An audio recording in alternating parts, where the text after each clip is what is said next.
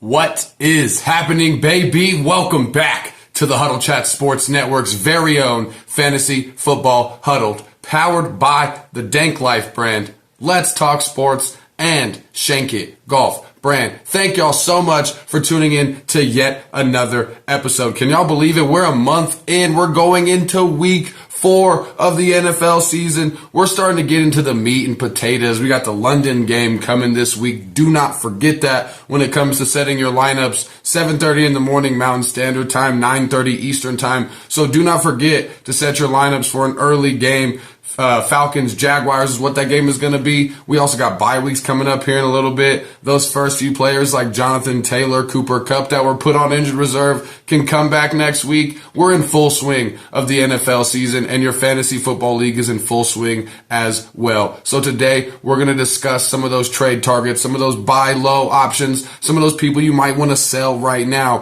while you can get some good value out of them. So let's get it all started without further ado. So smoke them if you got them, roll something up, fill up your cup, and let's get right into the trade targets. Now, the first one that we're going to be talking about as a buy low is going to be Jalen Waddle from the Miami Dolphins. Miami has been lighting up the scoreboard in these first 3 weeks, not really surprisingly to a lot of us, but Jalen Waddle has not been a really big part of this offense as of yet. He only had 11 targets through the first 2 weeks, and he missed week 3 with a concussion. I bet you he probably would have had a decent game in that 70-point performance from the Miami Dolphins, but that's besides the point. We're definitely going to be looking at him as a buy low option, especially for somebody shooting for upside, which you should always be looking for when we're in these trade talks. He was wide receiver 7 in 2022, and he definitely is as cheap as he's going to be for the remainder of the season. You might find somebody that's willing to give you Jalen Waddle for not that much right now. Maybe a small package, some people off your bench, some flex options, and you can get a potential wide receiver 1, at least high-end wide receiver 2 through the middle and end of the season.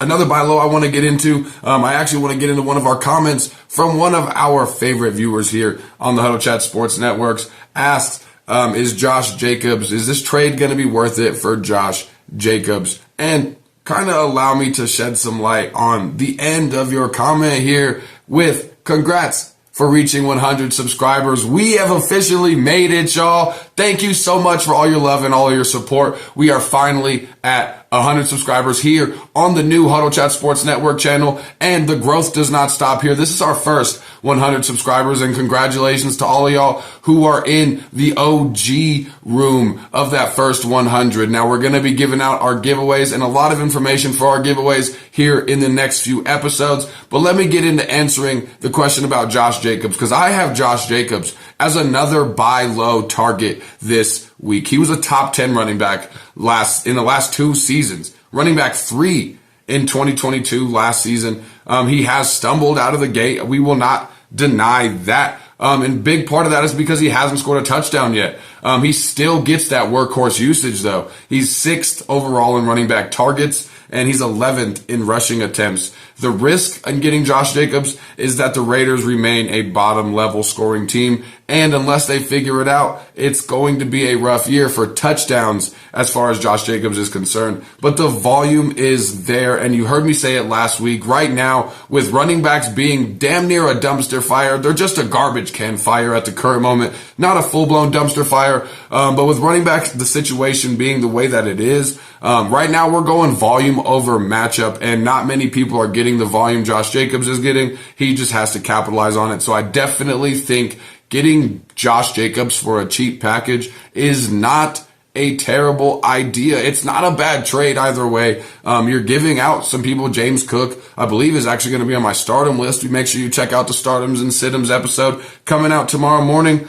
And then we're going to get into our last buy low for the week. It's going to be Trevor Lawrence here in week 4. The Jaguars are going to be okay, everybody. Their schedule gets easier. Trevor Lawrence has a slew of playmakers, some of the best, if not the best, that he's had in his NFL career. And if you're in need of a quarterback, you can definitely get Trevor Lawrence. And he's got a great price right now. You can get him cheap. He's got a great price right now for a potential top 10 quarterback, somebody that a lot of people expected a lot out of this year, and that would be the only hurdle in getting Trevor Lawrence is where he was drafted at. But we all got to be realistic when it comes to the war room, when it comes to the trade talks. Now let's get out of the buy low targets and get to some of these people that might be able to get you some value on your team if you sell them high right now. Looking at DeAndre Swift, obviously after this big game that he just had, we're going to be looking at him to sell him high. I hope that he continues this fantasy football production.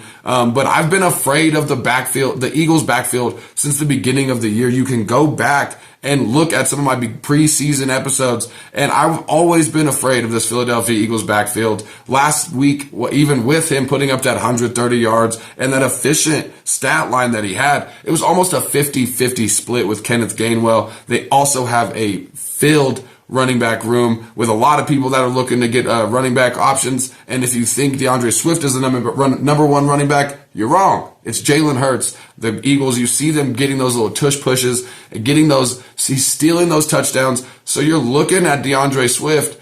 It's going to be a roller coaster with him this year. This is not his last good game, but it's going to be a roller coaster with Swifty. So get some value for him. Another player coming off of an absolutely insane game, Raheem Mostert from the Miami Dolphins, another Dolphins player on this list, but for the opposite reason.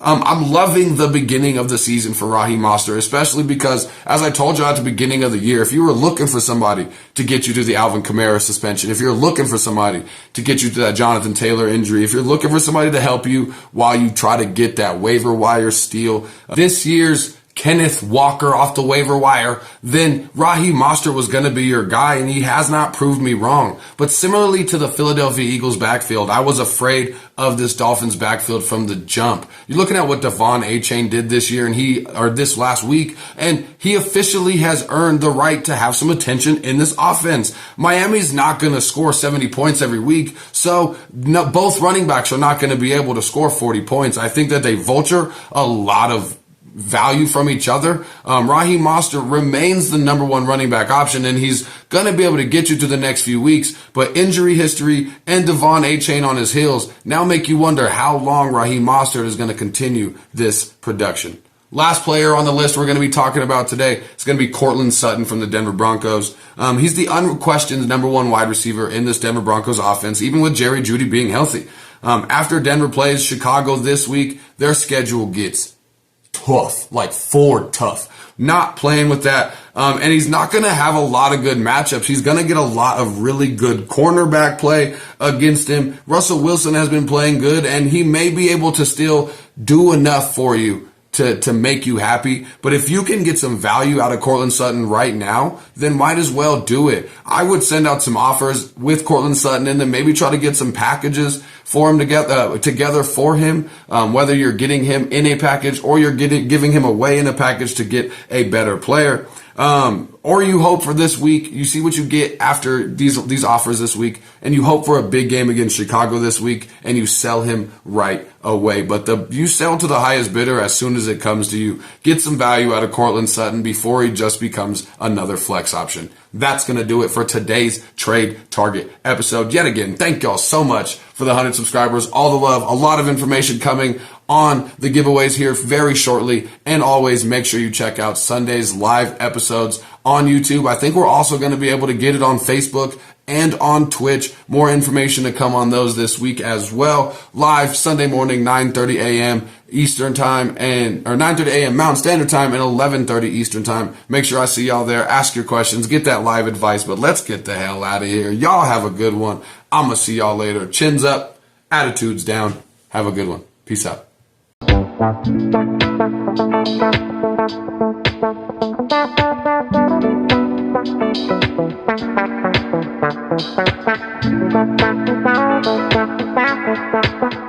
Bye.